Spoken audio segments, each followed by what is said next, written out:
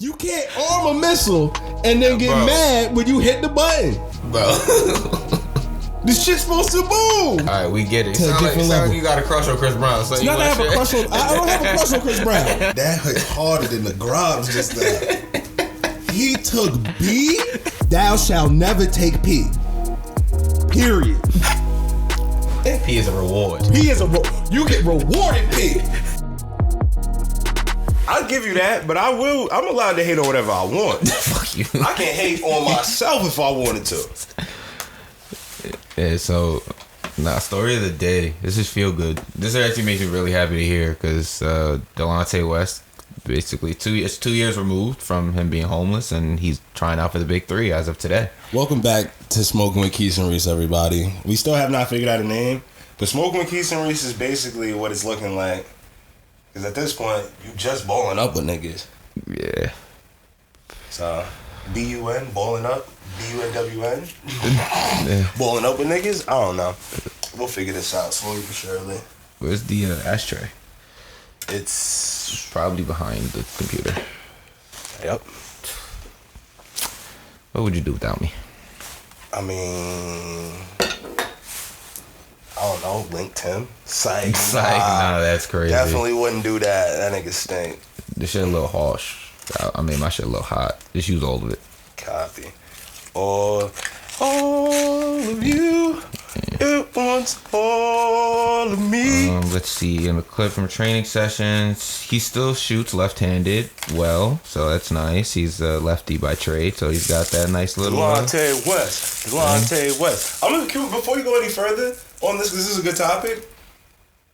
Left-handed basketball players are shockingly some of the most outrageous people I've ever met in my life, or have heard of, or heard stories of in my life. Derek Fisher, nut ass nigga, crazy lefty in the NBA. Bop bop, swiggity swag. That nigga's shot is different, but that nigga also took Matt Barnes' wife. All right, let's be clear. What? Matt has talked about this situation many a time. He was going through some shit with his wife, who I believe her name is Gloria. So he was going through some time at that moment, and in the midst of all of that, I bet you never seen this coming, but you not alone. He had from what I know, he basically explains that he heard somebody in the background while they were talking, while he was making a call or whatever, and he heard that it was Derek basically. Instantly heard that. And it wasn't just because everything was going on. Men go through things, you lose your woman. I can honestly understand the sentiment, but hearing someone that not only used to be your teammate. Oh yes! Matt Barnes was on the Lakers the year after they got that ring. So having someone that used to be your teammate that could have possibly had some insider knowledge to what was going on in your relationships, even if they weren't close to you, you shared a locker room with this dude. So you had all of that going on. And then you also had he got kids. So dealing with your kids and fighting with your wife can't be fun. And then your teammate is fucking her, and they're not letting you know about it, and then you show up to your house and there's a whole fucking barbecue in your backyard.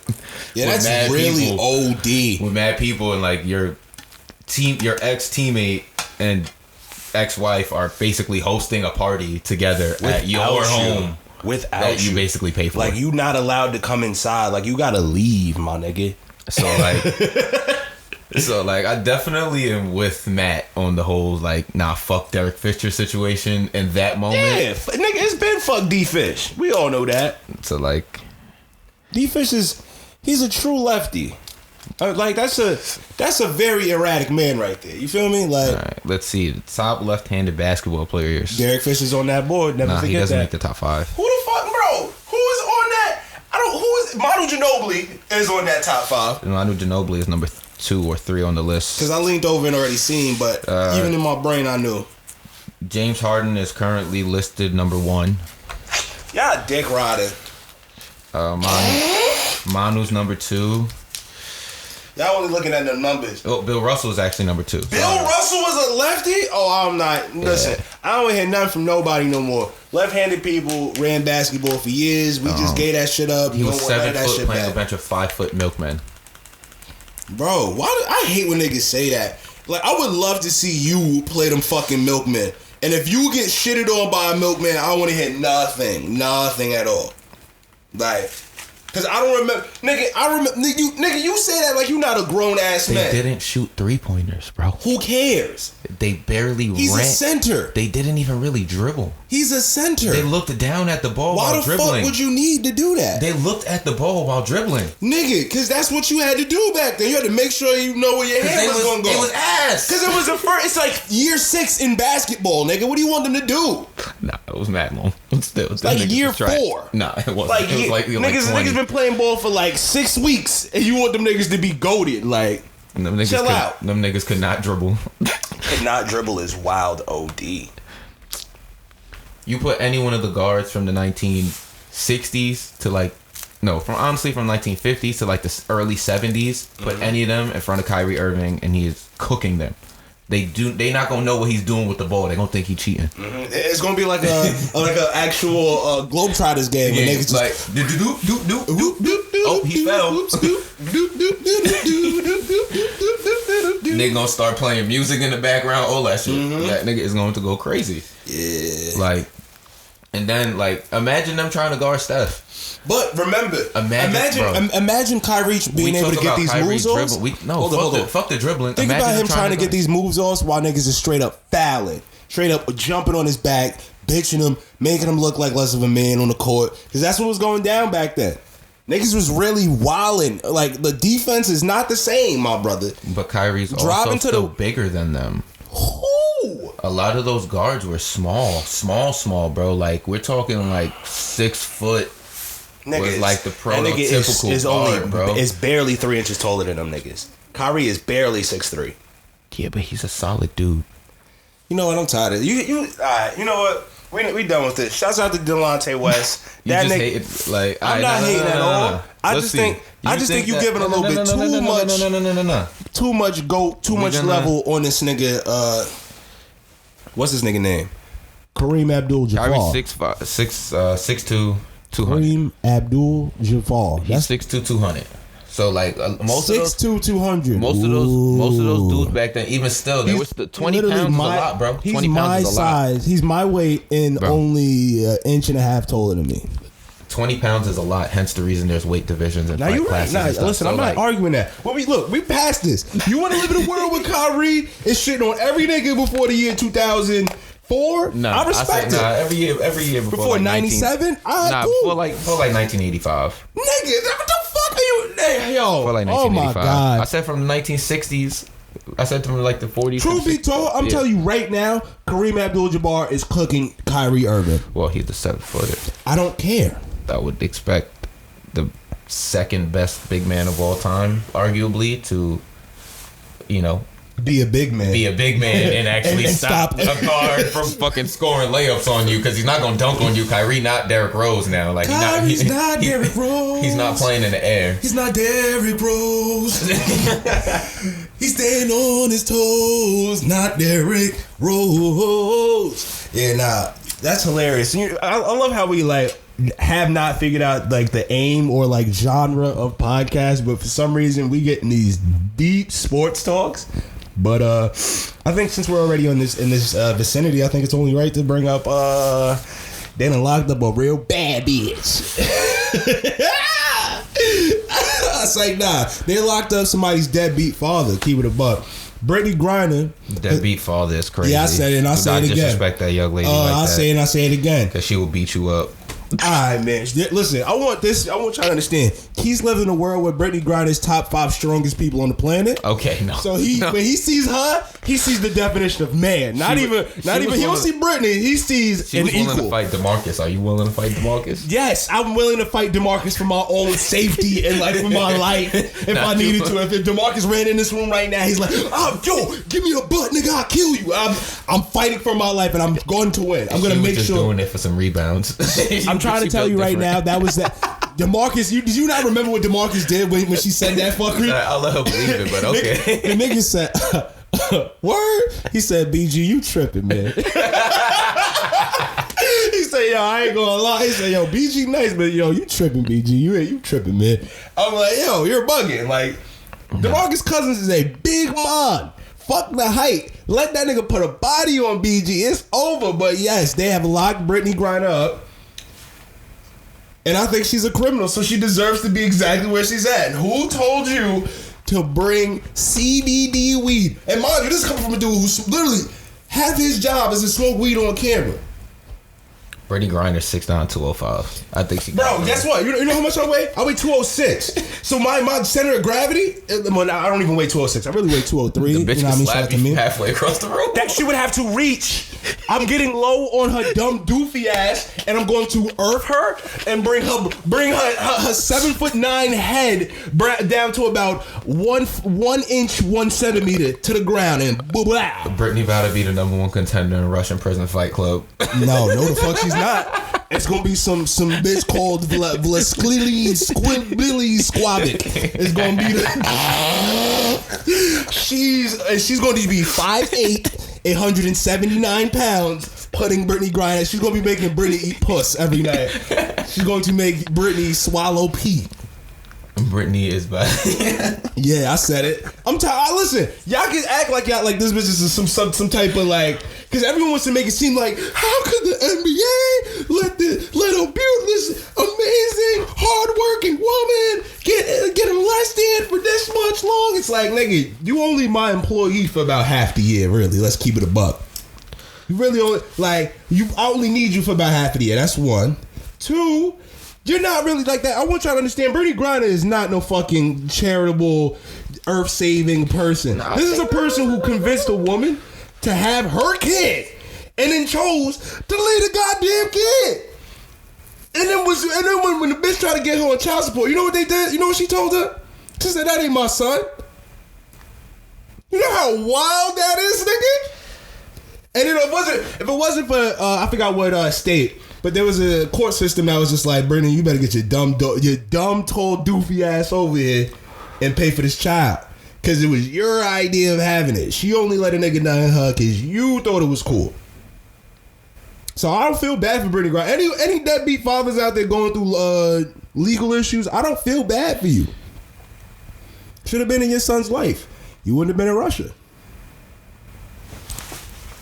Nigga, you gonna just like...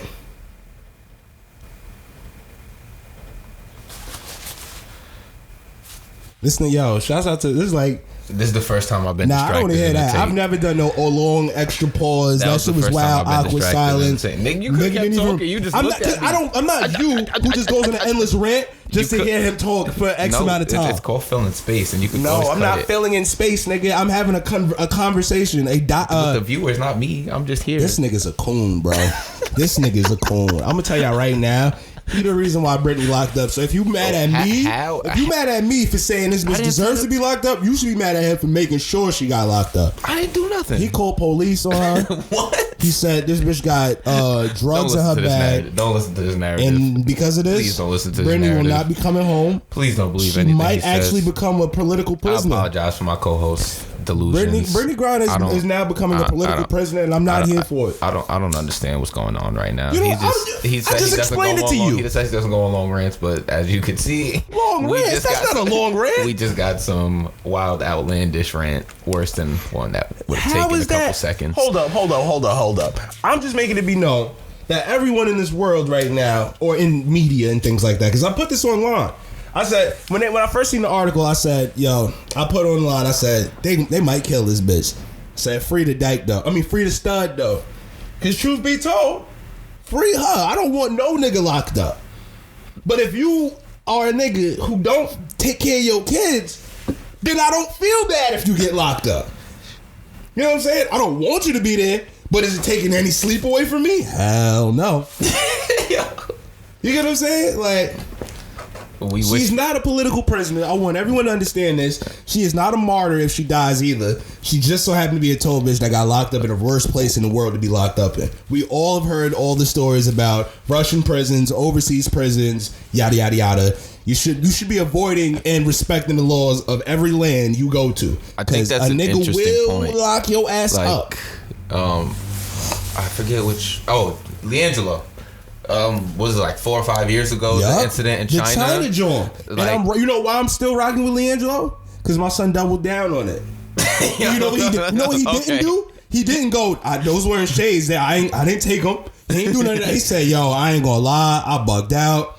We was in the Louis store. I'm talking about mans." He said, "Like them shits look fly." I'm like, "Yeah, nah, I ain't gonna lie. I ain't got my wallet on me, so fuck it." That was his basic explanation. You get what I'm saying? Like.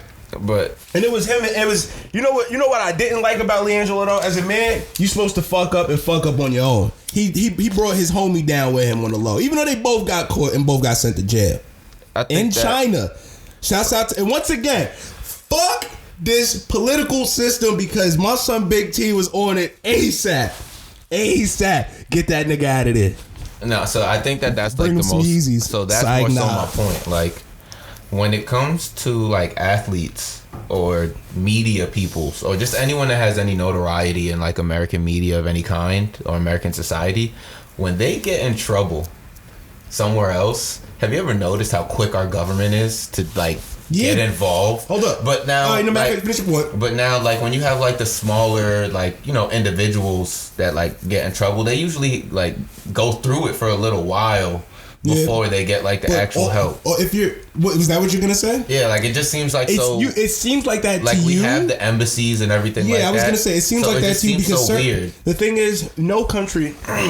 People have to understand this. Every country works on some form of media and some form of like hearsay. So like, you're probably wondering what I mean by that. You go to Jamaica because people tell you, "Yeah, man, Bob Marley." It's the jerk propaganda chicken. of every country, essentially. Thank you. That was the best way to say it. Every country has this propaganda, a lie that they want to tell you, and or a very small truth that they want to emphasize to make it seem like that's the totality of the situation, when it never is. Getting locked up overseas is something that even the U.S. government understands. That they don't even wish it on rappers, nigga. They were like, that's what I'm trying to explain. They won't even want a rapper to be, because in certain countries, fuck the bullshit. Getting locked up is like, you think it's bad over here because you in some suits and you got to worry about niggas killing you. You can just get replaced. Like, you can literally just get erased out of society. Like, you can end up in certain places, especially if you're not from there. Because I'm not talking about a situation where a civilian does a crime in his respected area and then goes to said jail. And I think that's more so what I'm pointing out. Like, those high profile individuals go to those nice cushy jails. Like, LiAngelo's talking about them giving him like something called the moon pie, which is like a treat that he got to eat over there while he was in jail. Hold up, that's regular jail combo. No, I understand that, but he was talking about how just like the actual situation wasn't really all that terrible. Like he wouldn't want to go back to jail in any sense because it's still prison. Mm-hmm. But compared to what he's seen in like an American prison, he was in a very, very, very nice foreign prison. Yes, there's a same for like. Well, whereas like Rocky got the antithesis of that. Like he was in a really crappy Swedish prison. Yeah, but that crappy Swedish prison, and then they kind of jumped to get him out of there. So now, like, that's the argument that I have right here, where it's like the regular civilian goes to like those places you say where they can just get kind of blip and lost in the system even. And the propaganda that I want to push is that they're not going to show you, like, the U.S. does not show you their worst prison systems when it's time to talk about prison reform. You get what I'm saying? The people that are trying to push for reform are the ones who are showing you that. But when you go to those so-called, what's the word I'm looking for?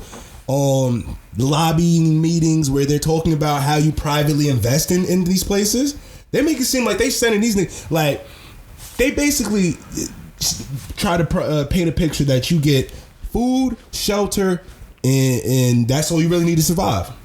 But like, if you actually talk to some people, especially if you got homies down south, it's not the case. And we talking about America. I want you to understand, I'm talking about America still. Jails and prisons in every country they have good quality ones, and they have ones where it's like, oh boy. I've heard some stories about prisons in America where there's literal fecal matter being ran out of pipes and cracked walls, and all these maintenance is the utmost. Niggas ain't doing that at all. You get what I'm saying? So basically what I'm trying to get at is there's places overseas that are just as bad, and if not worse, because the money we spend on prison systems and stuff like that, it is way more money than countries overseas do. So you can easily go, like you said, thinking you're going, oh, nigga, I'm in Europe. It's England. It's the cushy prison. No, you there with the real dogs, them, you know? Like, and you getting done up. Them niggas is slicing everything. Absolutely. And this is the thing, like. And the government might not be able to help you. Like, and most, like, again, you're a regular civilian. Like, you can't afford the real legal aid. Yeah. It might your take best bet to get tell you foreign protective custody.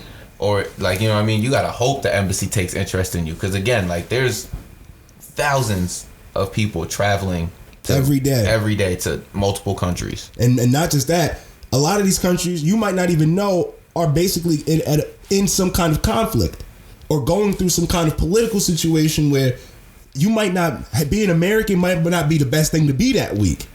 You get what I'm saying? So you could think you getting, oh, well, yeah, they're going to legally have to send, if you ask where the embassy is, people going to have to tell you, no, these niggas is going to take advantage of you. So and I think that also, like, looking at that, like, in the Griner situation more so specifically, like, to us, everything going on in Russia and the Ukraine seems like, oh, this just happened. Like, why is Russia just deciding to, like, storm in there? But, like, in all reality, the same thing that you're, like, kind of pointing out. Every country has, like, their system of propaganda and their little daily squabbles that they might have on a political level with other people around them. So now you get to a point where when you really sit and assess all of that, the things that are going on in the Ukraine and Russia have been going on for, like, 8 to 10 years, like underlying small, and you've gotten not a hint of it from our media. Or exactly, unless you're really paying attention to what's going on elsewhere, you're not gonna know. So like, if they can hide basically a war for about 15 years from you, you don't think they can hide a shitty prison system where someone is honestly, got you call it powerful as Brittany Griner can just get up and disappeared. So, like, I think it's... So, I don't know. We've been on the topic for a little while, but I will say just ended on a free all black people, except for the ones that really murdered somebody for no fucking reason, and the niggas that took some pee. It's taking pee. Watch, when we get the board and the wall, you're gonna see taking pee is gonna be on the number one rule on the commandments board. Thou shalt never take pee. Period. You know what I'm saying? You only can be gifted pee. Pee is gifted. You cannot earn. You get what I'm saying? P is a reward. You get rewarded P. You do not take that shit, nigga. What's wrong with you? And with that being said, let's talk about D. Watson. We just gonna finish sports up.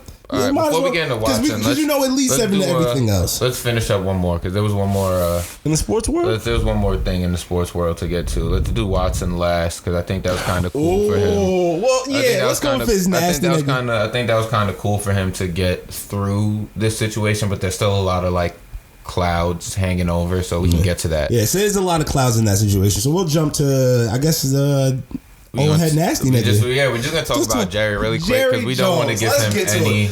You bitch ass Cowboys fans. I don't care who you niggas are. The fact that you've supported an organization that is that's blatantly just outright told the world that niggas don't mean that much to us. I ain't go for it. So that is one thing that I think a lot of people don't actually know about Jerry Jones. Jerry Jones and all of his black players had come out and said it, and I don't think that it's coonery, and I don't think that they're being forced to say it, because even Dez, someone who's been blackballed by the NFL in a sense, and had his own tribulations, says that Jerry and Roger Goodell especially came out in advocacy of him for a lot of things, and that they help him in ways both on and off the field. I want to give Jerry a little bit more credit. We'll give Jerry leniency, but I don't know if Jerry's been sole operator forever. Jerry's been in charge of the Cowboys for about some time, for about 40 or 50 years now, about something 40 like that. Years. I'll double check. But I'm gonna give you some game. This is like, if your master's good, how much of a slave do you feel like? You feel me? That's a tough one. Like really let that sit on your mind. Like, if your master's good, how much of a slave are you? Or how much of a slave do you feel like? Because I feel like in a lot of situations, bro, all these NFL contracts are fucked up. We know that. Not most of these players are not getting guaranteed money. they're in a situation where it's like they're putting their life on the line, their bodies on the line every day for a couple billionaires. All right, so here's the story on Jerry. I just got like the actual detail just to like give a quick synopsis of it. So a 25-year-old woman is suing Jerry Jones, alleging that the billionaire paid her mother hundreds of thousands of dollars in 1996 to conceal that he was the girl's biological father. Now that's fucked up. Why are you snitching? You know what? Hundreds of I know niggas who ain't claiming their kid for free. Let me go. Let me keep going. Let me read a little bit more of the article. All right. So at the age of 1, the girl was bound to secrecy by a confidentiality agreement that her mother signed. According to the lawsuit, Jones denied in the settlement documents that he was the biological father of the child, but he paid the woman $375,000 in exchange for confidentiality and had an Arkansas friend and lawyer named Donald Jack set up 2 trusts for the girl linked to her and her mother, keeping Jones' paternity a secret. Yo, listen, players play. And Jerry Jones is clearly a player with a lot of paper. So do we think that's the worst thing in the world? Because I think that's an interesting topic. That's why I kind of wanted to cover that in sports. I do, because me and you both understand that, like, and this is what I'm trying to argue. You might not be the racist. You might be the master. That is the sweetest. But if you're still a master, you're still a master. I don't care how convinced your slaves are, how happy morale is on the field, but they slaves. All right, so here's my thing and the whole take. I can totally agree with if there's like a race issue, but now just look at it from the complete business perspective. No. You're the owner of the Cowboys. Was he married at the time? You're married. Hold up, let's see this. You're married. This is 1996. Jerry was already married in 1996. Got you. Jerry Jones owned the Cowboys. Keep going, I'm hearing you. He's listening. the owner of the Cowboys. You just won some championships. Damn, Eugenia Jones. Damn, like, Jerry. But now look, so look, you're married. You just won some championships as the owner of the Cowboys. Some good chips. You got good media coverage. You got Mike you got Troy. You got fucking Michael Irvin. You just finished all that. Emmett. You're doing good.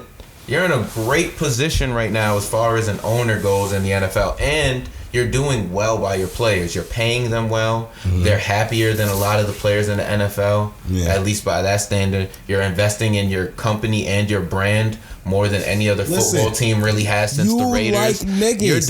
You're doing a lot. If you scared to let the world know that you like niggas, you have a problem. That's not what it is. Now you gotta look at it from the business perspective. You're the owner. A scandal comes out after you win championships. Yeah, that's that you just. It's tough. Not only did you cheat on your wife and have an affair, but you cheated on her with a black woman. No, aside from all of that, you have a child. You don't think all them owners is getting pussy on the side, bro? But I get what you're saying. The business of getting caught. And that's all I'm really talking about. Let's see this. So now, shouts out to which one called it. So wait. So now think about it this way. You just said there's a lot of dudes who don't take care of their kids at all. For free. They don't do nothing. Confidentially agreement was signed for free. They just dip off. All types of shit. There's some women who don't fight for the child support or can't get access to the person that is the father of the child to really be able to claim the child support and get a chance at it. This man, the average I want you to look it up. What does the average person get for the lifespan of a kid in child support? Oh, we already know. What's the average? All right. What's the average? Average child support payout lifetime.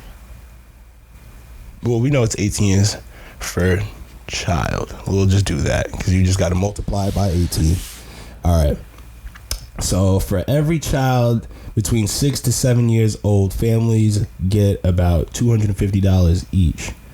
$250 a month, and for that's child tax. All right, because it's based on your income. I know that for a fact. Yeah, it's based on your income.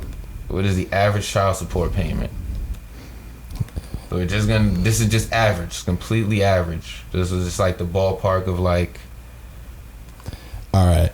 Typically, however, there is a way to calculate child support using a child support guidelines calculator.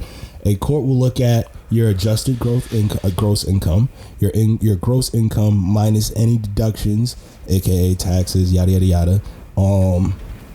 By taking the adjusted gross income, the court then multiplies it by the guideline percentage for the number of children in which you must support.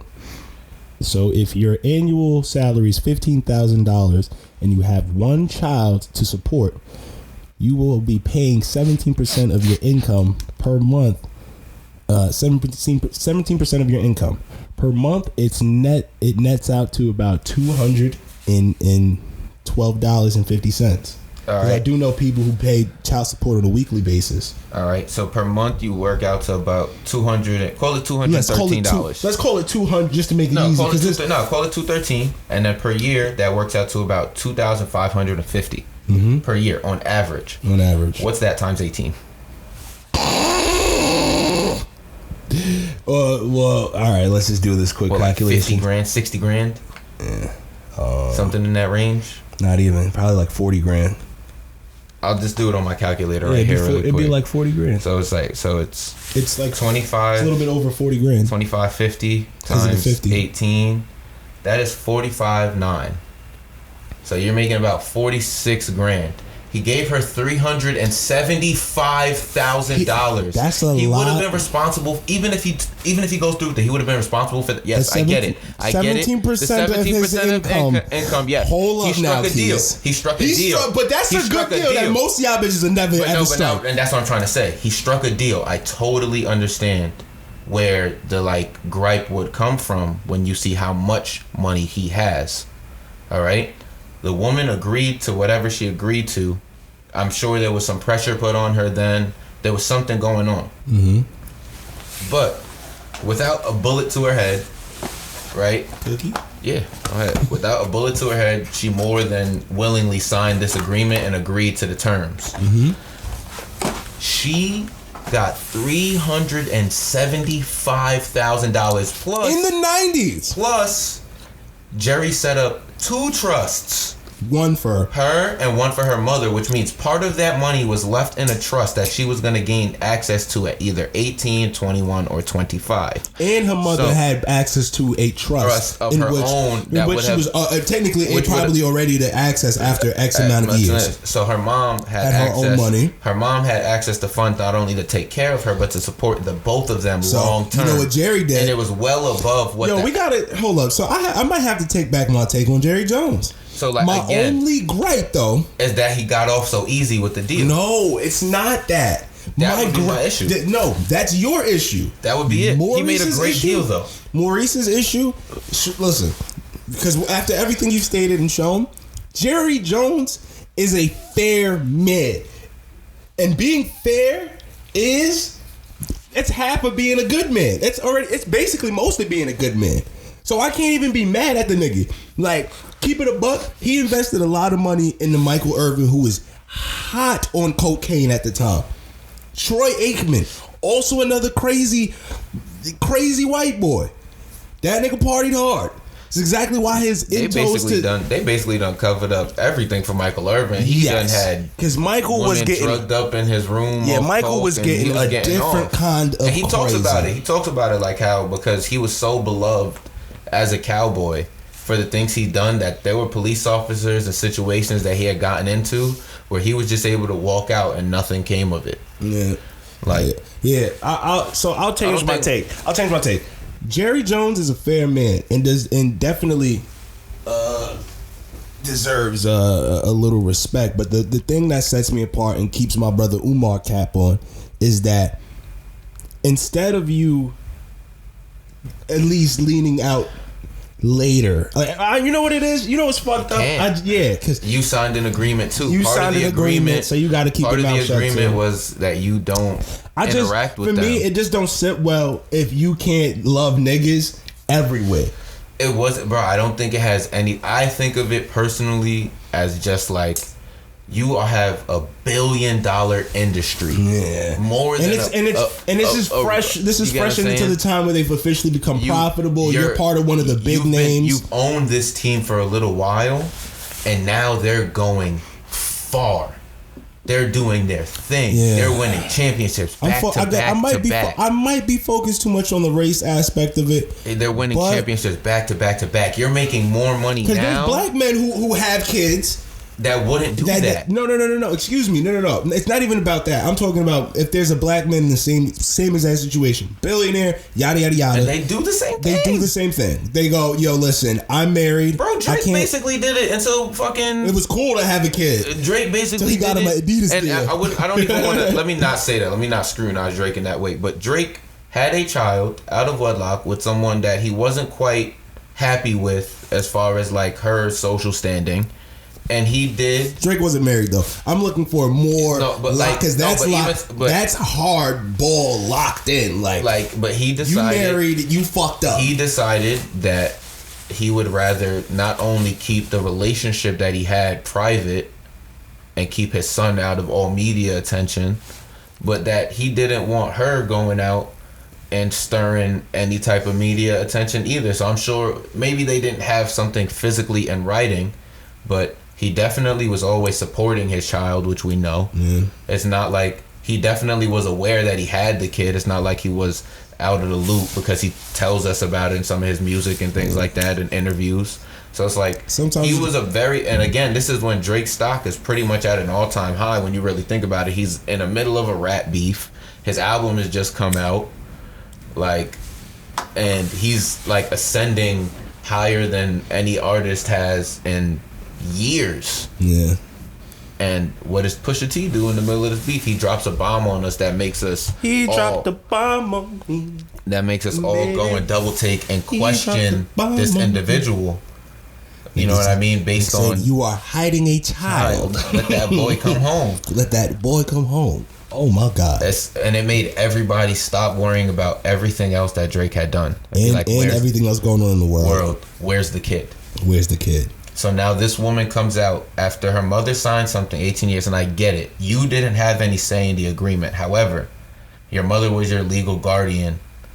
She is in charge of you. Tough, man. She is in charge of you. We gotta. And more than anything, she agreed ladies, to that. I gotta start letting niggas get pussy, man. This is getting. She agreed to that. It's getting out of hand. So now, as Jerry Jones, when you really just break it down from a complete business standpoint, and then we can then move on past this. Yeah, because I was about to say, because now niggas got me like. Yeah, when you really sit and think about, like, bro, the boy just wanted some puss. He got everything, and he didn't violate. That deal is a beautiful deal. Again, Jerry could have paid a lot more. He could have a hell of a lot more. A hell of a lot more. And that's still arguable because we don't know the value of the trust. That's on him. That's technically on him. And he can still be paying into that trust for all we know. Yeah, for all we know. And that's something that's settled in a lawsuit. That's between them. We'll probably find out more information. We can at least guarantee that. Because this is 96. I want people to remember. This isn't 2008. This isn't fucking... what year? This isn't 2018. He basically gave her enough money to buy a mini mansion in 96 in a nice area. You get what I'm saying? And then on top of that, gave her an undisclosed amount of money to take care of the kid, and then gave the kid some backup money for the future. So it's like, I can't be mad at it, but the thing is, when you look at it, because of course this is how they're gonna spin it. The racial part of it makes it look like he was like ashamed of his child, and for all we know, and also just in the fact that that is because this is basically coming out from there. But little background on the woman, she was also estranged from her husband at the time.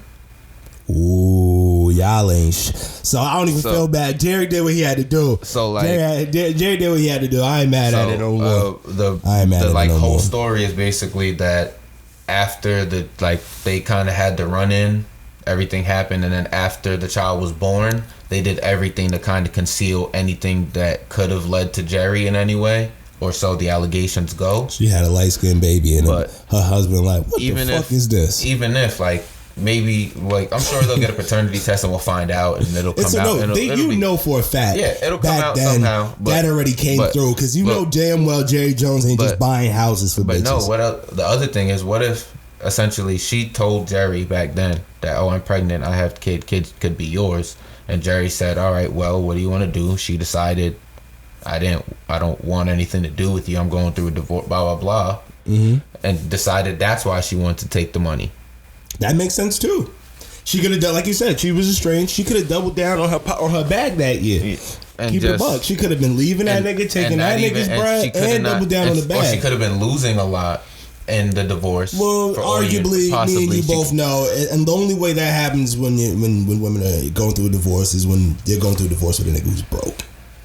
Because most of these divorce lawyers, they understand the game. A lot of women don't have access to the money that you need to pay for lawyers. So most of these guys, they look at the case from beforehand, and then they do it pro bono because they look at it and they go, "Are you sure you want out of the marriage?" Yada yada yada, and they go, "Oh, I already know what's up, shorty. Don't worry about this. I'll put you in a." Because at the end of the day, legally, especially if you're like finances are basically all on you. You get what I'm saying? You have to pay for her lawyer. You know what I mean? Like, you know how fucked up that is.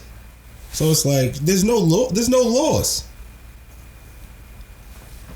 loss for a divorce lawyer talking to a woman. It's all win.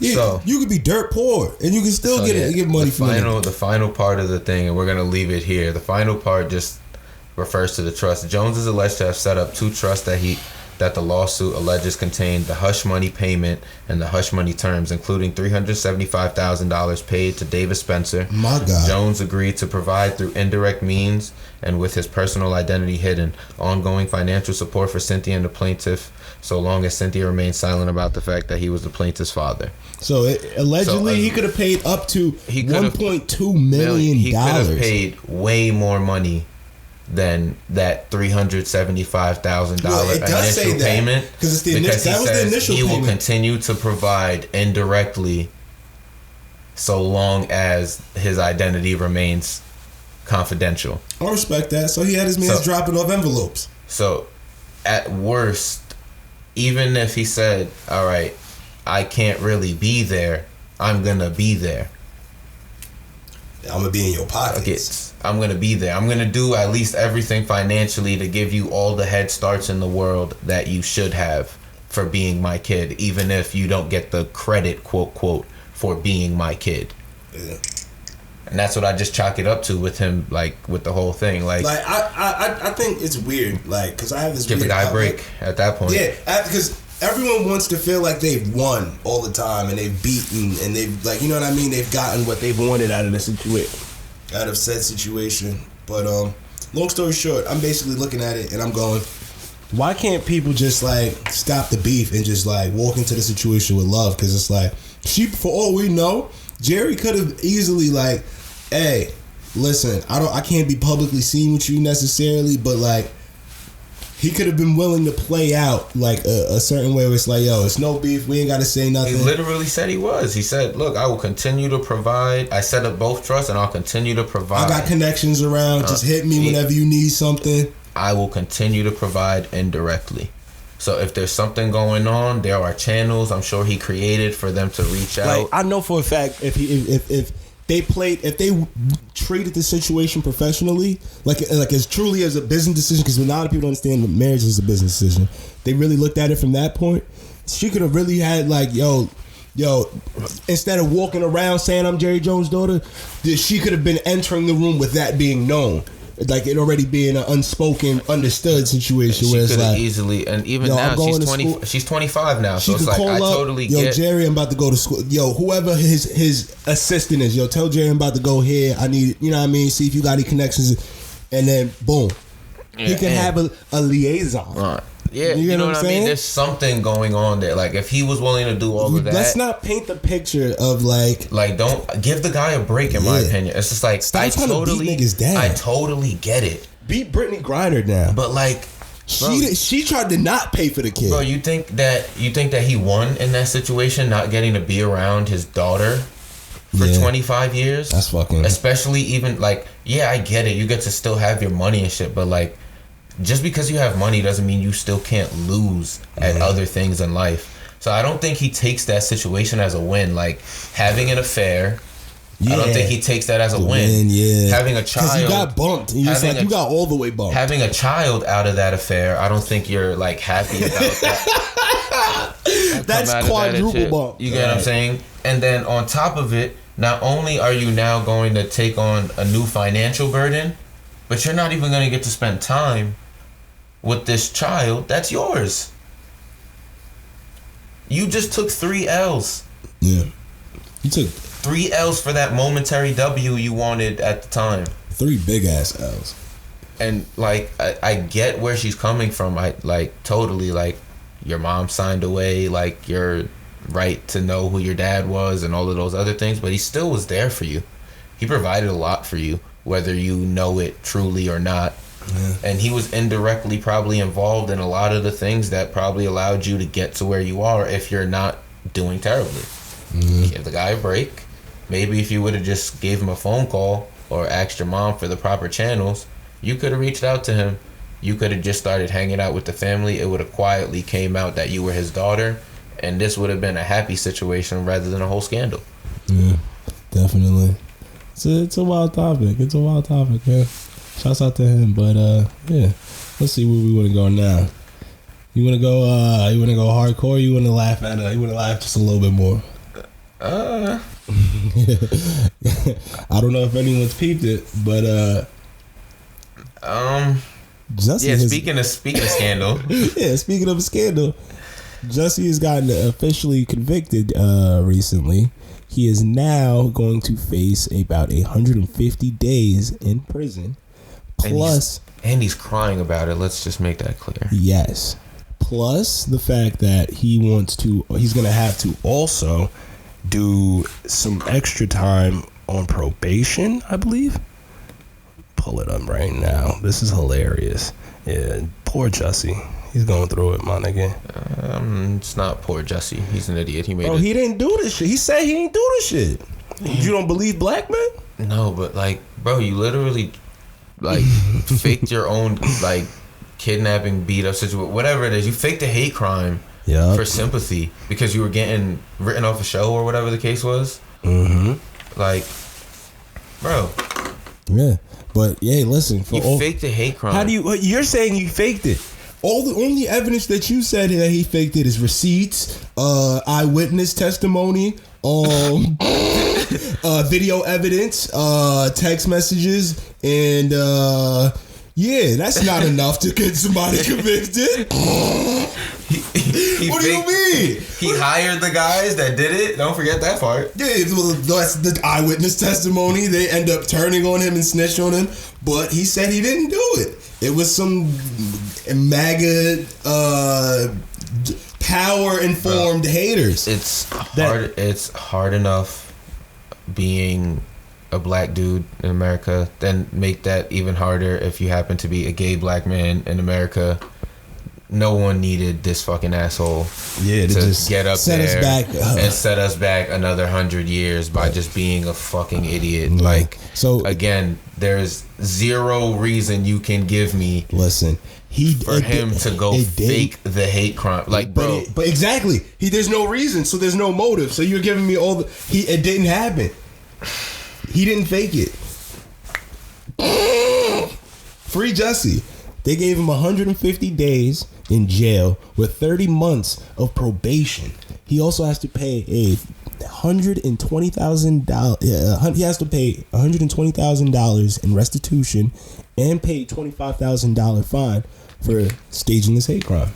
Bro, he's barely getting in trouble for doing something that I feel he should be severely punished for. Yeah, like I was hoping for like 3 years. Like you deserve to be. Because this is similar to what we're gonna lean forward to later. A little bit. It's like, bro, Crying Wolf. And it's like, bro, especially at this like in this day and age, not even just this day and age, bro. It's like the place you're in while crying wolf. Yes. Like the position that you hold while crying wolf. Yeah. Like as an individual, you have to like be aware of your like surroundings. And like I don't know if he was really aware of those things. Bro, you're a prominent actor, you're a black male, and you're openly gay. All of those things coupled together are going to put you in a spotlight, whether you want it or not. And it might not be something extremely bright, so you might crave more, which is the reason I'm citing for doing this, because I can't find any other one. Like, you just wanted more attention than you were getting. It's like, bro, let's be real. Look at the real, like, statistics of the things that, like, you're trying to play on right now. Yeah. There are people literally getting beat up for their choice in sexuality on a day-to-day basis, and you choose to make a joke out of it. Yeah. While you're a prominent I figure. argue that is a thing that does happen. A lot of times it's painted to be this like. It usually only happens in places like I'm learning that this only happens in poor places, like places where you know what I mean, like or overly condensed places, which tend to be poorer communities. Yeah, poorer communities, because they're less accepting because for many reasons. I don't want to get into it because I'm not fully educated on this topic. But and even in a lot of small towns, I don't remember. I don't remember going to like certain places around here, like being that we in Long Island, like and seeing any kind of like not people not accepting homosexuality. You know what I'm saying? Like ever. Like I've never been to a business where it was on the wall like no gay. I've never seen any of that. But I've been in school. I've talked to people. Well, I think kids are just mean, and I think that that's something that like people like. All right, I personally think that bullying is a double-edged sword because it's both a good and a bad thing. I think it's very necessary for bullies to exist and for there to be a degree of bullying that goes on because it helps toughen you up. It helps you learn that you're not going to get your way in every situation. It helps you learn that certain people aren't always going to. And life is not fair. It helps you learn that certain people are going to exploit their power and their ability over you. Like, it teaches you small things in bunches. I don't think that it's always a good learning tool for everyone, but I think that it's partially necessary because even if it doesn't happen to you, getting to observe it and see those behaviors in individuals helps you learn how to deal with certain situations as they arise in life. Because, again, as bullies get older, you do, like, you know what I'm saying? You do too. People also get, like, a little bit more mature. They learn how to carry themselves in places a little bit better, or you would hope. So again, like, the idea of bullying kind of gets dulled down, especially as you become older, because you just know how to deal with it better. The crux of it, however, is, like, when it gets to, like, the, like, physical beat down state of things. See, me, I like verbal abuse. Like, you know what I mean? Like, when it gets to, like, you're being physically everyone harmed. needs to be verbally abused. And I think that we were lucky growing up in the area that we grew up in, where primarily if someone was bullying you, they just threw some words at you and made fun of you. Yeah. And they tried to make light of your situation. That dominance in, like, wanting to search yourself on people, that part that you was hinting at earlier, that's the part that, like, a very slim figure of people, especially after a certain year, because after we got out of, like, after, like, our 9th grade year, a lot of people that were, like, real criminals and shit like that, they all left. Well, so it was just us. Now they're old enough to be held accountable by the law standards. Like, I can put you somewhere. But they weren't even in school with us anymore. So it was just like, it was like fair game. Like, I remember because I don't want to get too deep into the topic, but I just remember it being like, when I first got into 9th grade, like, the way people used to talk about the high school, it was just like, I was expecting some crazy shit. And I did see some moments where it was like, oh shit, it's getting heated here. Nigga, don't take a piss in there right now. You don't know, bro. You gotta hold it. To the other bathroom. Yeah, hold it. Go to another bathroom, my nigga. Cause you might, you know what I mean? Don't get caught in the gym locker room if someone got beef with you. Oh my god. That too. Cause they'll catch you while you changing and be like, yeah, now you can't say nothing. Get over there. Yeah. So it just is like, it's crazy. But I definitely have seen some weird situations where, like, Jesse, with the picture that Jesse's painting is kind of like, I've seen it with my own 2 eyes, and, like, not as extreme where it's like, but that shit clearly not pretty. Exactly. That's what I definitely want to get at. It's not pretty at all, and it's fucked up when you see it. And, like, there's been a lot of times, I know, especially where I've come from, because it's like there was always a lot of, like, gay kids when we were in school. And it was like, especially with the niggas, it was like obvious. We knew them niggas was gay in, like, 3rd grade. You get what I'm saying? Yeah. But jumping forward to the future, by the time we got to high school, niggas was like, I wouldn't say defending them, but niggas was like, yo, bro, you're not getting no cool points for doing none of this, nigga. Exactly. You get what I'm saying? Like you looking crazy. You even touching this nigga physically, making you look crazy. Easy. Like, why are you having physical contact with this nigga? You talking about you so tough, anti. You know what I mean? You don't want to be near him, but you're trying to literally really put your hands on him. Yeah, put your hands and rough this nigga up. You want to wrestle? You want to tussle with it? Yeah, you want to wrestle around with him and everything. But you were just so big on like, oh, I hate gays. I hate gays. That so shit. It's like, bro, if it's so bad to you, go away. Yeah, like be far from it. If it's so bad to you, be far from it. Yeah. But like again, like you said, there was a few situations we've seen actual this picture he's trying to paint, and it's a nasty picture because it's like, bro, everyone observing in that moment. One, we all hoping you get your ass kicked. Yeah, that too. We all hope you get your ass kicked. Are hoping like, yo, I hope this gay kid no karate. He was talking hot. He boxed with his brothers. Something. I hope he hits you with the illest combination if you known to man. Hit the ground off of one hit from this nigga, we're never making fun of him ever again. No one. I'm not even gonna say again because that was never a thing. Really, no one ever really just you fucking gay ass nigga. It was always just like niggas would go back and forth with a nigga and be like, nigga, shut your gay ass up. Exactly. Again, and that's why I think like the healthy part of like bullying, like you get those little snide remarks. You have a little back and forth with a nigga, and then it's like, nigga, shut your gay ass up. Because it's like, we done. We not having no more combo. You know what I'm saying? That's where it turns into like, all right, now it's not joking no more. It's a little. Yeah. That's what I mean. Like but we're praying that this nigga hits you with some shit, because after that, the whole shut your gay ass up, it's not gonna go away. It'll still kind of be there. We'll still every now and then throw that, but we gonna be like, yo, you remember that knock that when you dropped that nigga, and you're gonna be the new bitch ass nigga. Like, nigga, you gay now. Like, you're gay now. Like. But yeah, nah, that's so definitely it's fucked up that he really tried to cry wolf in here. And that's the thing that like makes it gross. It's like, bro, of all things, bro, black people got it hard enough. You just also happen to be gay and openly gay at that. You just set everybody up to look stupid. Yep, and he succeeded because that boy went into the courtroom and bugged the fuck out. The nigga went and acted a fool. Let's hear it. Let's hear it. Yeah, I got it. I got a little, you know what I mean? You got the sound bites? Yeah, I got the sound bites. I was there. I actually recorded this. No,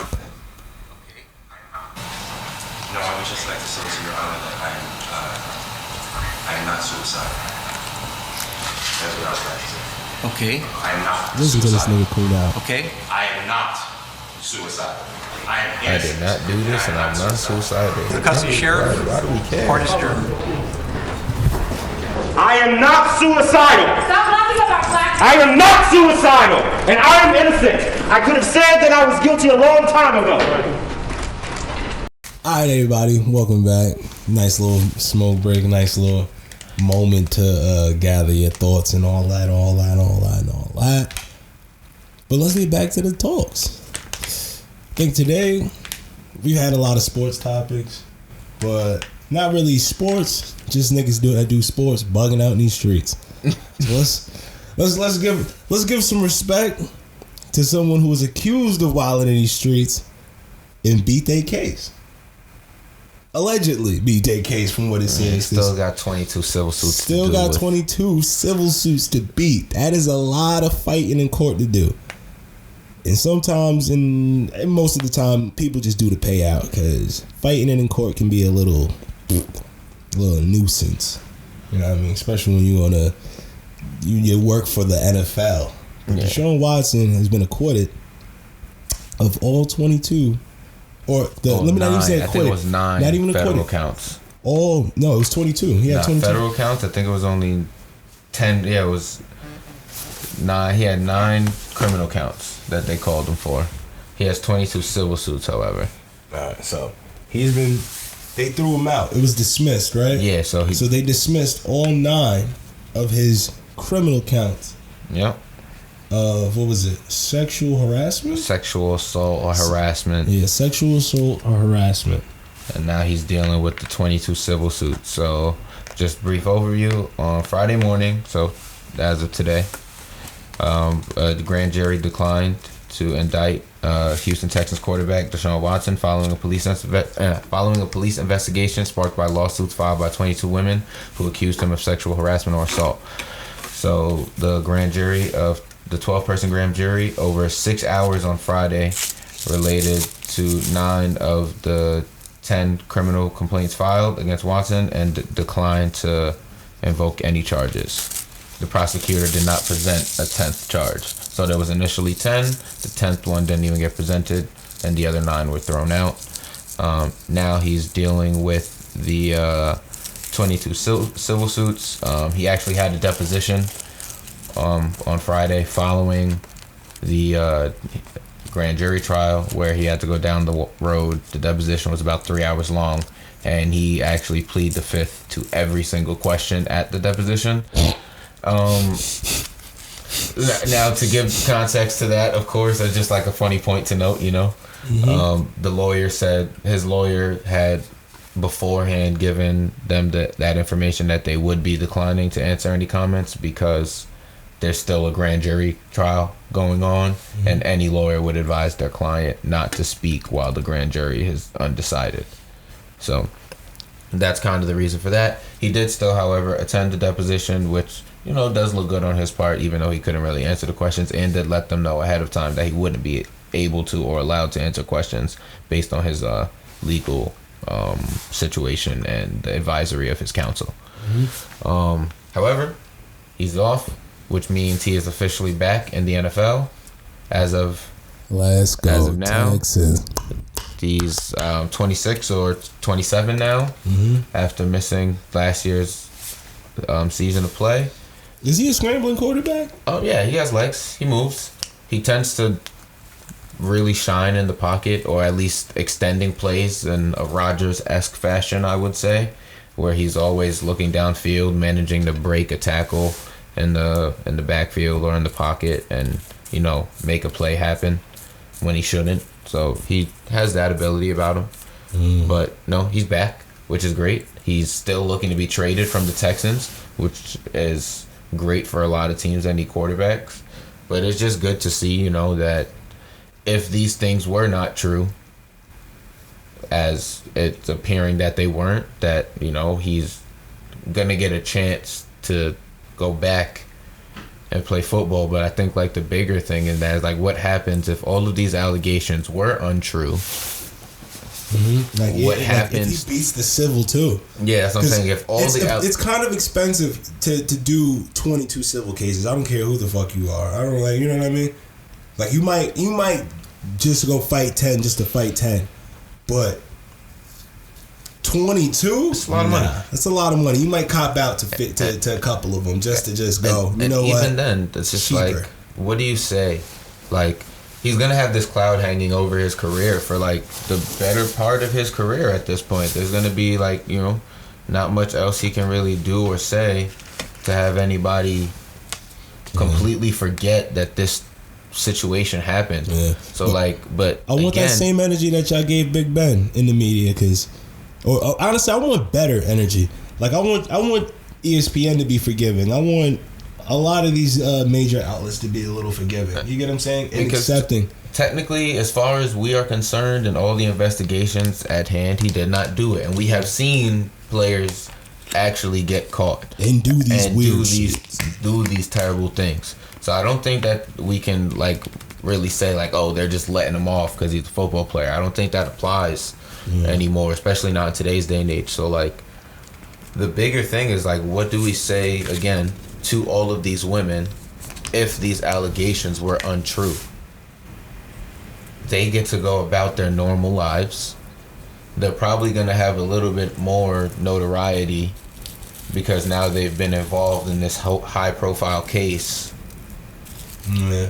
And they still get to go around acting like he did it because this is criminal court. This isn't a civil issue where he took her to you get what I'm saying, and he's suing her for defamation. And now we're gonna get to that point. Yeah. Now we're gonna see what happens. We're gonna see what happens in these cases. But we've even seen in weird situations. Let me not say weird situations. Some situations you can dance around that. You can just she can basically for the rest of her life hint that she was assaulted by a big name athlete. And as long as she just says a big name athlete, she doesn't face any repercussions. So like I feel like that's so, like we just talked about Jussie Smollett crying wolf, and he went through these extensive lengths to cry wolf, and like if you're a victim, I stand with you, and I am in no way trying to diminish the struggle and plight of these women if there was actually some wrongdoing committed. However, we're going to civil court now. The grand jury's indictment from federal court is gone. Like there is none coming down. So at least to our knowledge currently, the things you're saying he did, he has not done. Yeah. What is the repercussions for all of these accusers should they have claimed false victimization? Yeah. Like what is the penalty for somebody who basically says that someone is a rapist when we know that, like, in today's standards and in our society, rapists and murderers are handheld two of the most damn near, like, rapists are honestly they're the most crucified criminals. Rapists are honestly considered worse than murderers. We glorify murderers in some on cases, a daily basis. In some cases, like, you can justify, like, being, like, a lot of people go to jail from killing someone who's wronged them or hurt someone in their family, possibly their child, their wife, someone. Like, you know what I mean? So you can go to jail for murder, manslaughter or something like that, and not have as bad a rap as someone who is in there for assaulting someone and taking their innocence away in some form. Yeah, no, it's crazy. I'm just looking at the situation and I'm just like, where's the, if there's no penalty, that means no one cares or no one wants to protect black men, straight black men. I'll say that. No one wants to just make the general statement that ever since it's become almost regular and popular for women to come forward about their past traumatizing situations involving men that have possibly done things wrong. And again, I'm not saying that all of these women were wrong. I'm not saying that any of these women are making anything up. I'm just saying after the investigation and going off the information that we have at hand, there have been situations where accusers have come out, what they've said has been wrong or untrue, yet that actor or prominent figure that they accused is still kind of vilified, and he's getting scrubbed from shows and losing his lifeblood in a sense. Yeah, and it's literally making it impossible for him to feed his family and continue his success as a man and be a successful actor, be something, like, you know what I mean? Like, you should be able to go through even some of the darkest things in society when you're being accused, I should say, and still be able to walk out of there and at least be joined or reacclimated to society, be reaccepted. You get what I'm saying? Because it's like, look at the story of OJ. Like, they basically goes like I'm not gonna pick a side, even though I should pick a side, but the nigga allegedly kills somebody. He gets away with it. He beats it in legal court, but he loses in the civil, and now it gives people the leeway to just go, yeah, nah, he did it, but he's got money, so he was the superstar, yada yada. He's in Hollywood, yada yada. But there's been so many more people in bigger and more powerful situations than him who've gotten caught for other things and things similar, and have gotten laid the fuck out in court. They've been made examples. Exactly. And even, like, we can use, like, there's been plenty of football players accused of, like, murders over the years. Most of them have gotten off. Really? Most of, did you say most? Because I'm pretty sure most of the prominent ones. Yeah, a prominent player. Most of the bigger name players that we know of who can, like, the biggest two who come to name, he who shall not be named. Who? Mr. Aaron Rodgers? Aaron Hernandez? No. That he didn't get Aaron away Rodgers with it. also killed a man. No, what? I'm sorry, Aaron. I'm letting it be known right now. He did not. He killed the GM. He was unvaccinated. He killed the GM of the Bears this season twice because he owns them. That's what he did. You're right. He killed a man. Yeah, all right. Fire him. He did not. And Matt Nagy. He was unvaccinated and proceeded to go to practices and go to games, shake hands, talk to people. Oh, so you're just saying there has to be at least one? There has to be at least one person who has died from the strain that Aaron Rodgers has created. All right. So but like again, like we know about Ray Lewis. Yeah, as Ray far Lewis. as like he was accused of murder, he got off. There was, again, he who should not be named. He was a wide receiver. We won't say his name. Why are you not, nigga? You won't say his name, bitch. You gonna Aaron, goddamn Hernandez. No, he's a tight end. We can talk you're about him. right. There's another as a wide receiver. You're not supposed to talk about him. You're gonna turn up missing. Don't do it. Oh yeah, I forgot. I don't remember his name because I'm not as big as a football fan. You're not supposed to. As y'all, but y'all remember y'all niggas telling me this nigga's just official. He just catch he'll really get you done up. He's just some OG. Wow. You see what I'm saying? Like, we glorify murderers, but you get that rape title thrown on you. It's hard to come back from. And like, I'm kind of glad we're talking about this topic because me from my outside point of view and my perspective and just going through life, it's been tough as like a straight black male who just wants to be cool. Like, I just want to be loved. I don't want to, you know what I mean? I'm not as violent as I'm not as violent as people want to portray. I'm not as like, you know what I mean? I'm pretty sane and I'm pretty stable. Like, there's motherfuckers out there who are niggas too, and not even just about niggas, but there's other men out there who portray themselves to be damn near just like me. But behind closed doors, these niggas are fucking villains. You get what I'm saying? And I'm happy that these women have found the confidence and the strength to come out if they feel wronged. Because at the end of the day, that's all it's about. Yeah. It's all it's about. You felt wrong. And it's like, I take my time, like, and with all the women I've come across in my life, like, especially after the age of, like, what, 18? Like, once I turned 18, it was like, oh, no, I'm going to once you turn 16, you really got there. Like, your parents will tell you in the hood, like, nigga, you're going to prison now. Like, you're not, there's no little kid, there's not Weenie Hut Jr.'s prison. You're not going to JDC. You're going to prison if you do a heinous crime. And certain crimes are literally, like, you didn't even know that was heinous. Like, you stab somebody thinking you in a fight and yada, yada, yada. If it comes out the wrong way, that's a heinous crime. And you will go to big boy prison. But rape is a heinous crime. So you accusing somebody of that leads you to be in a situation of like, I don't want to go off topic, but long story short, I'm glad they found the strength to come out and say that they felt wrong, because that's the most important thing. Yeah, I totally agree. But if you didn't feel wrong and you're just trying to just hurt somebody, that's the problem. That's where we have a problem. And this is where we fall into the situation of the Honorable Minister Chris Brown. Yeah, they tried to get Chris too. All right, they tried to stain my son C Breeze. They tried to get Chris too. This is gonna sound a little sus, but there's some men on this world that I feel whenever I look at them and they get accused of rape, I go, nigga, this bitch is like, if I had a pussy, I'd have gave that nigga some pussy. So I know you lying. It's the truth. Some niggas, like, you really try to tell me Seabird, like, the legendary Seabird, like, a nigga who could really go outside and just like, yeah, I'm trying to get some puss. And then like 1,000 women just, oh God, yeah. Because it's that real. It's that real. Like, he's hit all the accolades, achievements, signs of being like a man that a woman would desire. He's like genetically superior. This nigga's like 6'3". He's a slender person. The nigga can dance. The nigga can sing. He's like multi-talented. He can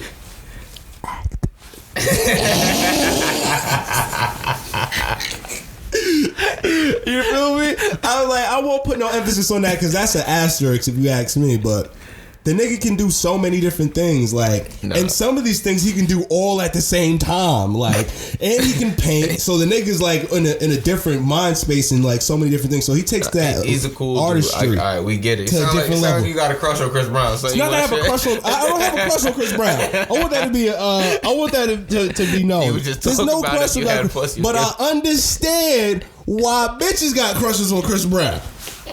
I don't blame you. is what it is. All right, back to the topic at hand. But they tried why to would stain you? my boy Chris. With all those things in place, because me and you both know, as a nigga, those are the things. Like, there's so many things that this nigga has, so many check marks that this nigga reaches. Yeah, I get you. It's endless push, just waiting for you. Like, even the ones that are playing hard to get, you can literally just like, with that kind of money, that kind of status, that kind of like access, talent too, you can dub that. Like, this bitch thinks she's somebody. That nigga can get the and then drop 100 stacks out his shirt, and then it's just like, oh shit. She's like, damn, that's tough. That nigga just had a backflip and then dropped a black card out his pocket.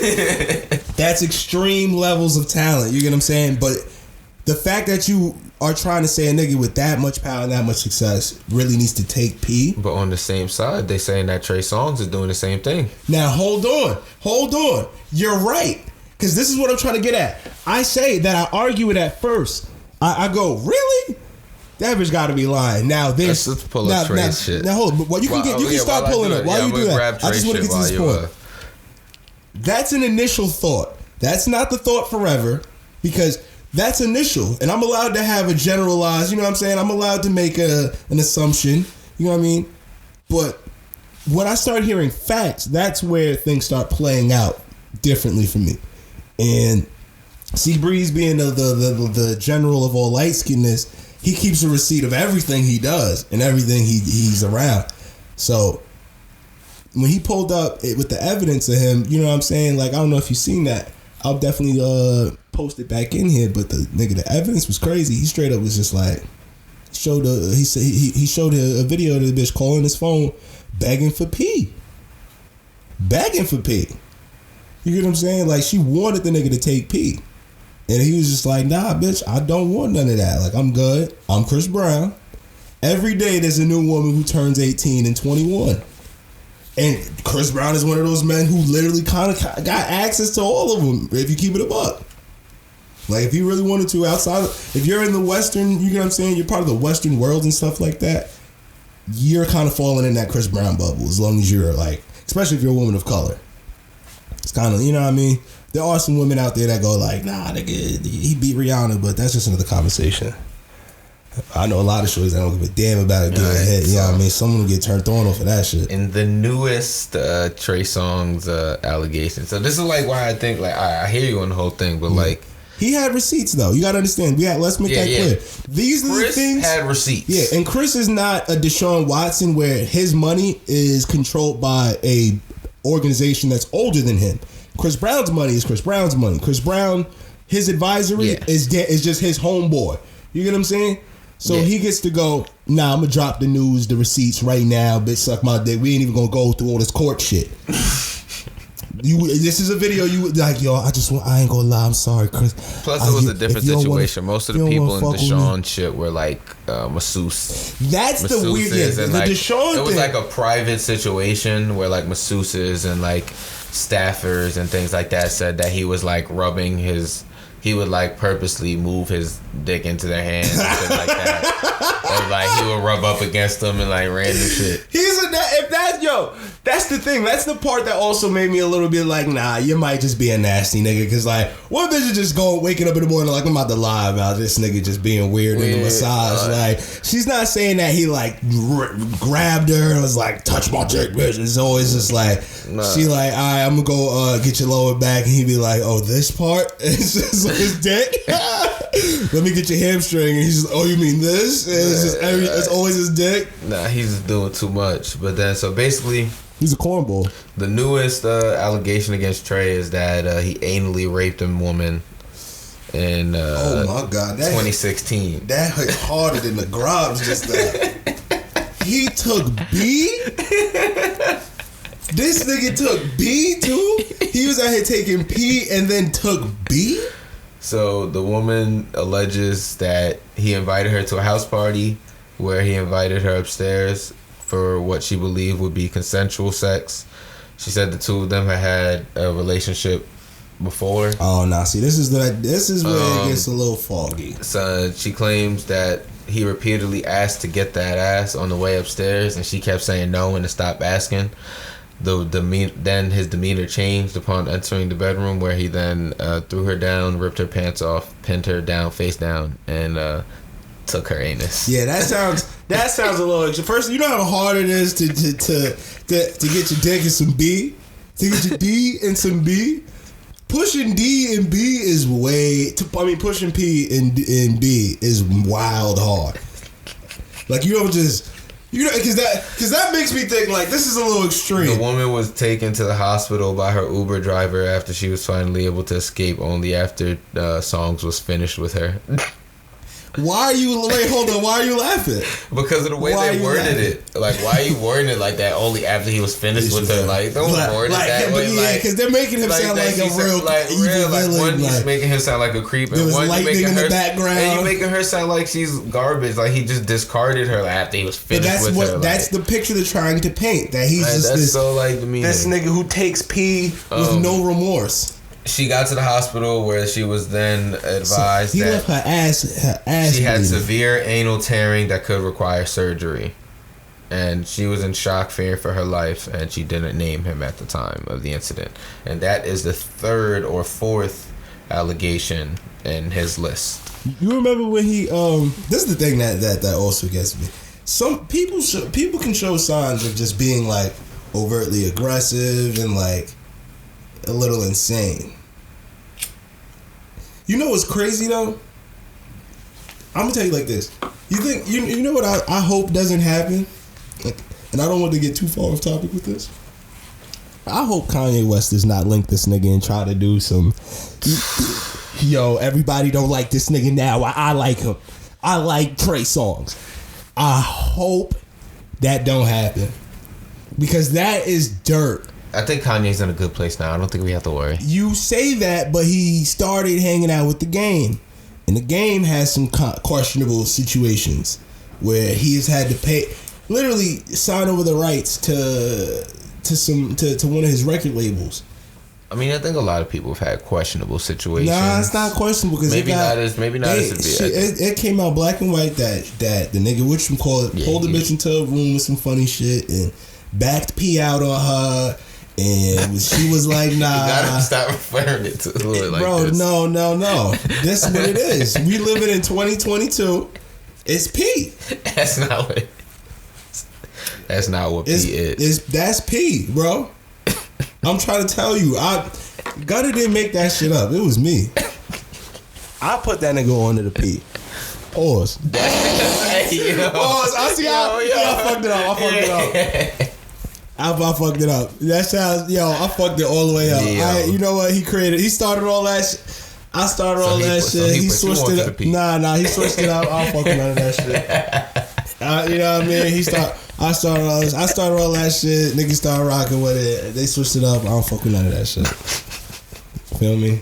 And that's on phone now. But yeah, no. Yeah, no. You're not doing that with me. Not on here.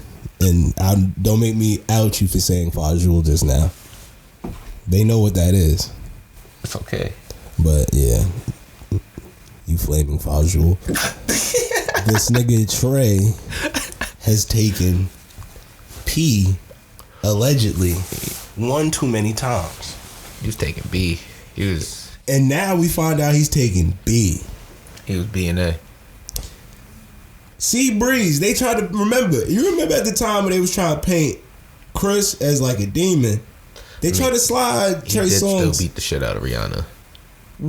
I want you to know that we are talking about a Caribbean woman. He didn't beat a little light-skinned girl from Arkansas. He didn't beat sweet little old girl from Georgia. There's no justification he for this. He did not beat a small town girl. There's no justification small for town it. world. The only small like bit of saving grace he had in that moment is that he claimed is Caribbean. No, is that he claimed to have been driving a 2-seater sports car at a decent speed. So I would have somewhat understand the fear of dying and defending yourself if she's beating on you while driving. Hey, because that hold was up. the alleged like That's situation. If think about it, for you to get don't be mad if a nigga drop a boulder on you. For you to get a bite mark on her head and really piece her up the way you did, you had to have pulled over. He stopped the car. And I know you was talking about how talented he is. All right, that's a different level of like. She definitely looked like he hit a backflip in that car. Like he was talking about niggas being talented. He did a full the nigga might have a hidden talent for beating niggas up while driving. Like that's I'm not trying to like highlight it or anything. You see how like, close we are right now? That's what they were. And think about it like this. If you imagine I'm driving, I got one hand on the wheel, but I know, and I was not, you know what I mean, I'm talking shit, I'm not really paying attention, you just start stalling on me. No, if your first hit, you hitting me already, so it's like you on me, you hitting me, like you leaning over the console, I'm driving, well, you hitting me. You know the thing is, she's a woman, so it's like, in my mind, I can't imagine you stalling me out with one arm like that. Nah, but I got one arm, but you got two. That's what I'm saying. And you was I just should saying, be able to whoop your ass, and you probably was getting your ass whooped. So I'm driving, and then he had a lot of people. We gotta see. I think he was driving his Lambo. Yeah, he was driving an expensive car. We know that. He was driving a Lambo at the time. Let's see what his scars is, because I remember I had the newspaper back in the days. I saved it. He barely got touched. He barely got touched. So she triggered him, and he set it off. You can't arm a missile and then get mad when you hit the button, bro. This shit's supposed to boom. Like, what do you want? If I start stalling on you, nigga, and you in the car, you hit me with some perfect hit that just sits me back. It's not my fault. It wasn't just one perfect hit. He hit her with a combo sequence of perfect hits. Listen, that nigga resulted in he hit her with a Hadoken, and it ruined a lot of things. Bro, he hit her with the entire Hadoken combo. He hit her with boom, blue. Like he hit all that. He did the doom. Like he hit all that. He put on a shotting gun. Like that's fucked up. But at the same time, no. That woman is deaf. We look at her face. You trying to tell me you can't see her just? What if she headbutt the nigga? We never spoke about that. That's a big forehead.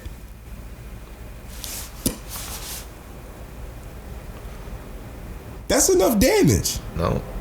You right. Listen, man. She didn't deserve it. But at the end of the day, it's a big difference between the two niggas. A lot of people try to paint that, and after Chris Brown went down for that, they try to make it seem like Trey Songz was the alternative if you didn't want to get your ass beat. And now we're coming to find out he was taking advantage of that alternative. That alternative was he wasn't beating your ass. He was taking your ass. Yo, chill. He was no, he not even go there. He was wilding in your butt. That's a yo. We're getting into some dark times, man. Let me not say that because times have always been dark, and I hate that. Like niggas do that when niggas just make it seem like the world's about to end and it's easy to go outside. Like niggas didn't have Iraq wars and like World War II and American Revolution didn't happen and all this other shit didn't happen when niggas got mollywopped times 15. You get what I'm saying? Like, yeah, no, I don't. I'm over that, and like, if those things are really the case, nigga, we supposed to die when as soon as 2 years after slavery kicked off, God was supposed to come back and change all this shit because it got fucked up, but it's not happening. It probably will never happen, and yeah, like for the most part, Trey Songz is taking P. We just got to get that. That's just really where we're at right now. Trey Songz is taking P. That's fucked up, and I don't know how to look at it. Like it's just a situation where it's like.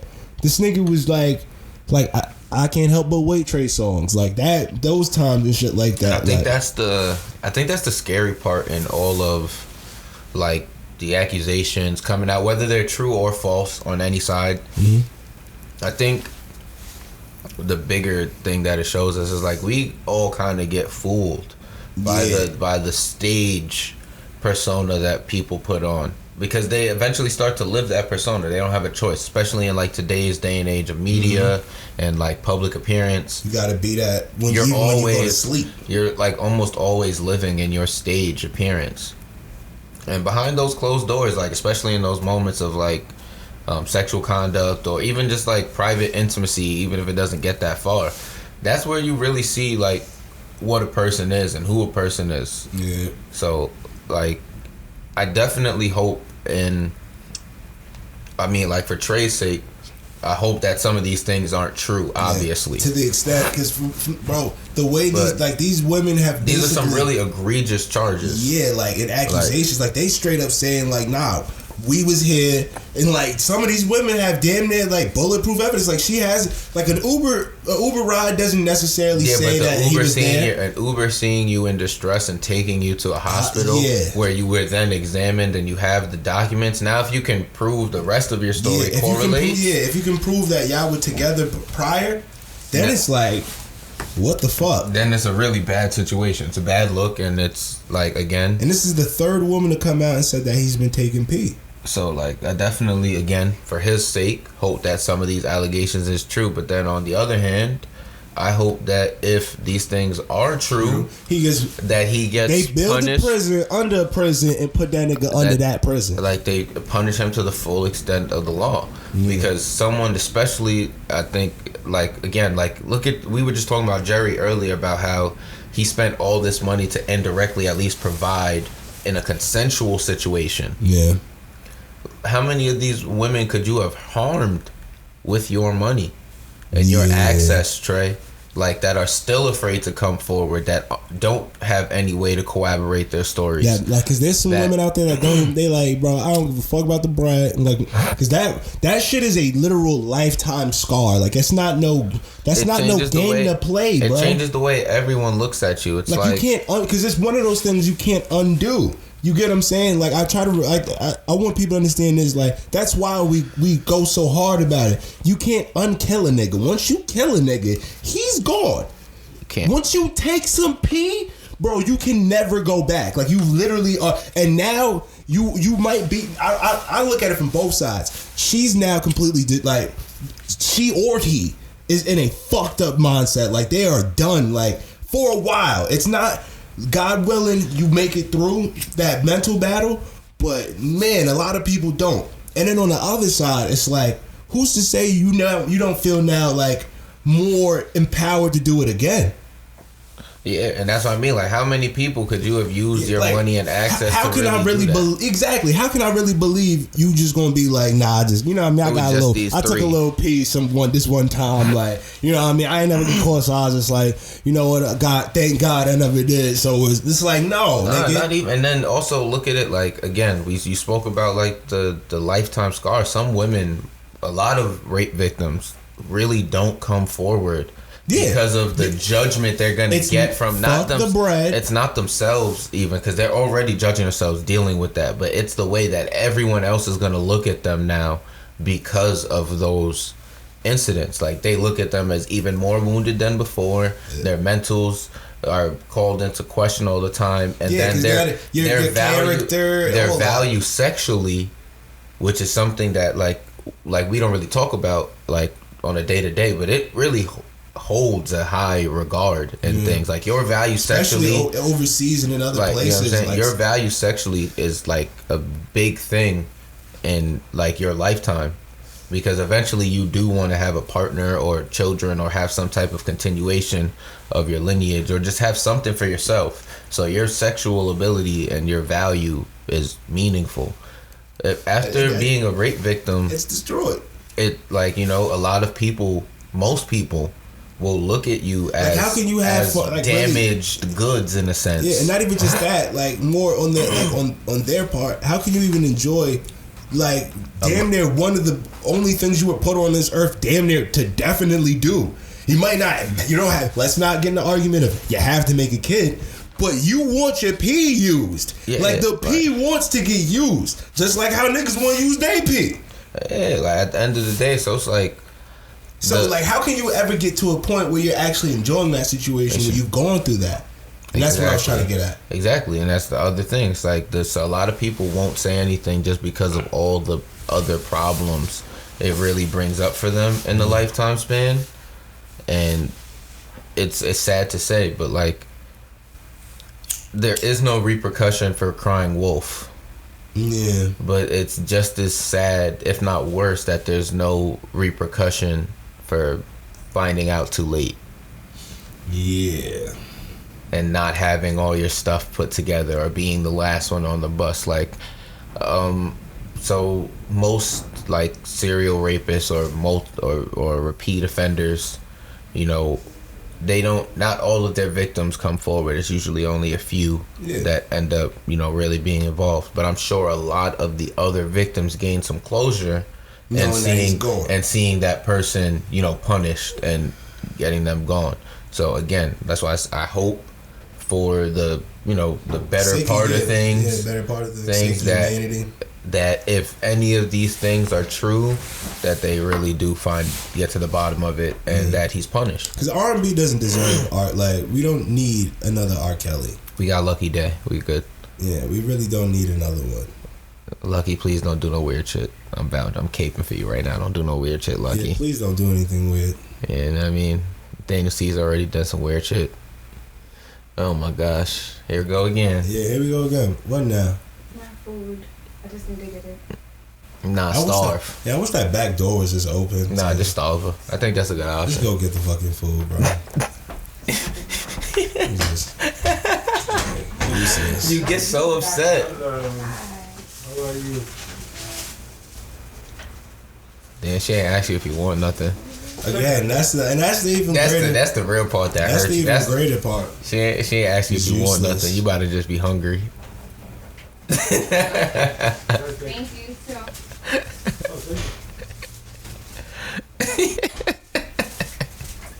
The look on your face says it all. Sorry.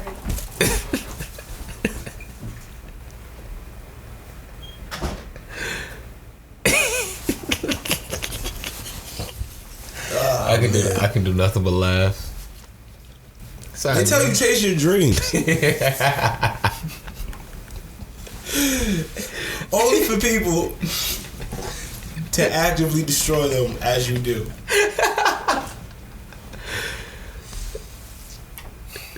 At least you only have to get up for a couple seconds today. It was real quick. Yeah. And you did the better thing.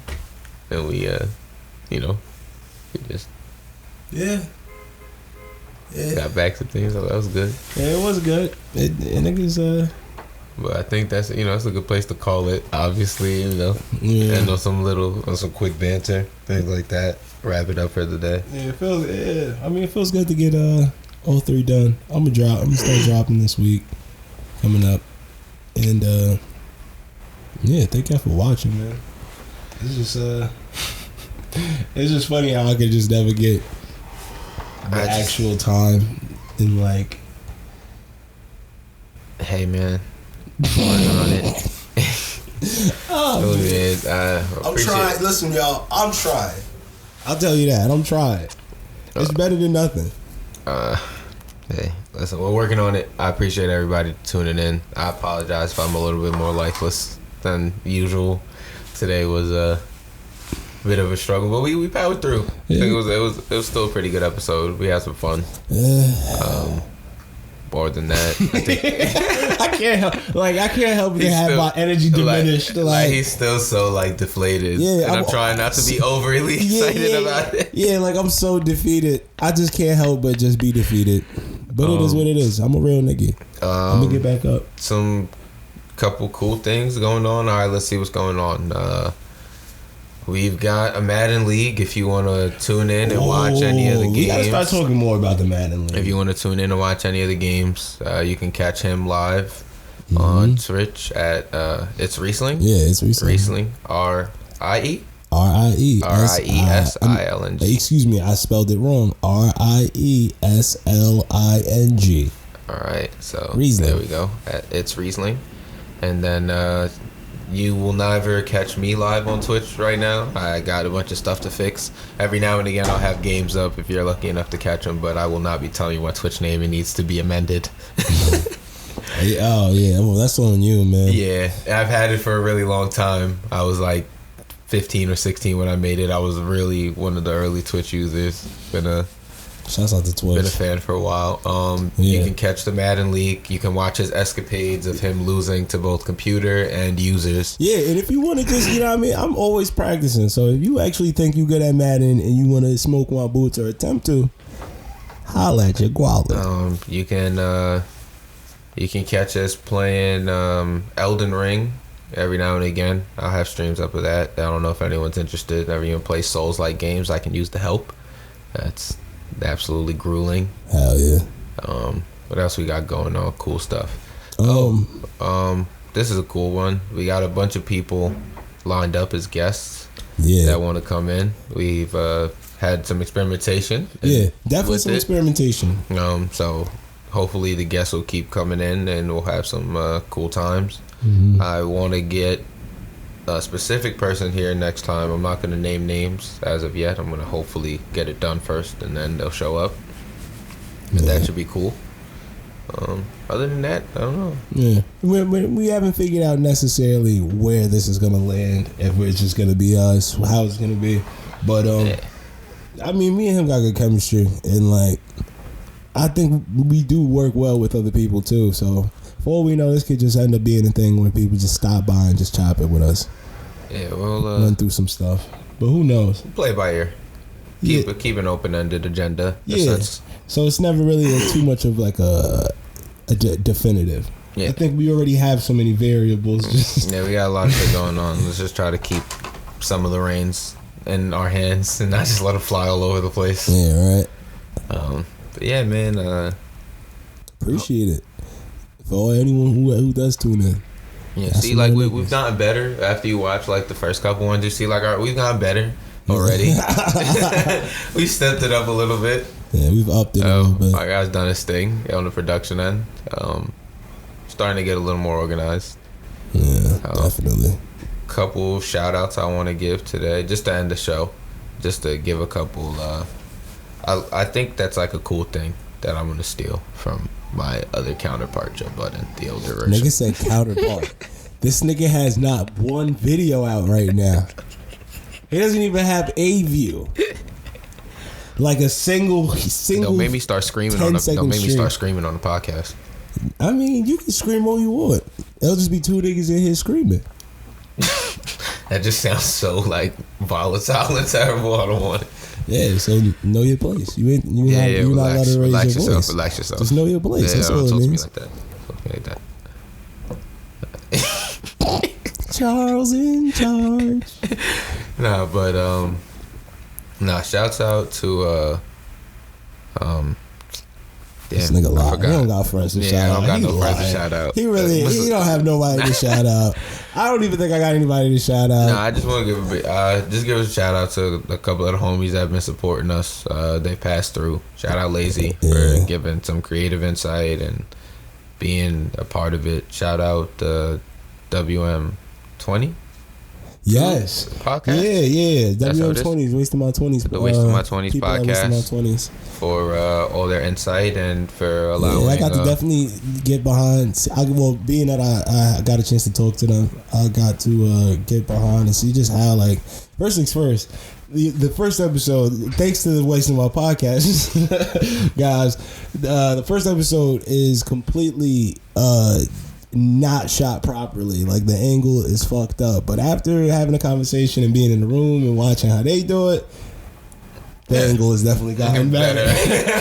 So a lot more stability there. So shouts out to them. Yeah, and it was always good to just be around other creatives. They're gonna definitely stop by here, like all of them. Yeah, I wanna let's set something up. All great people individually. Let's set something up. Let's even try to just do like everybody in a room. Yeah, stuff. Like it would be cool to just have them just in a room, like in here, just sharing mics. Eventually, I would love for this to become a situation because it's enough space in here. Yeah, we can get a lot of things done. Yeah. And then final shout out I want to give to, I think, just like ourselves. I want to give ourselves a little pat on the back. I don't think we've taken like a real time. Like, in all the shit that we doing, like, essentially we kind of came up with this out of our ass, guys. We just decided we were going to do it one day, and then we actually got up and did. And I think, like, for a lot of people, that's like always the hardest thing to do, like to really just like take the leap, whether people watch, don't watch, like we're doing it. Yeah, we're doing it. We're trying. We're doing. Honestly, we're doing. We're not trying. Like, yeah, we're doing it. Whether people watch or not, we're doing it. We're gonna continue to get better. We're gonna continue to shoot regularly. We're gonna get things down to a T the way we want them. And eventually, you know, some group of people, or even if it's just one person, or even if it's just for us, really, because that was the whole purpose of this. Like, yeah, honest to God, giving. Like, I find so much joy in doing this, and like, it's sad because I haven't even put anything out yet, and I've just been in the crib just doing like little tweaks here and there, and just like, this needs this, and I need it. Yeah, it just feels good to do something that like we'll get. I wanted to do. So, like, shouts out to us for you know, taking the leap. Giving ourselves the opportunity to really, you know, sink or swim at something rather than just pick it up and put it down. So, yeah, honestly, not truth. It feels good. So, like, yeah, I'm enjoying the experience. It's been fun. Again, definitely looking forward to seeing how things go. Getting like some actual viewers and like getting to interact with the audience.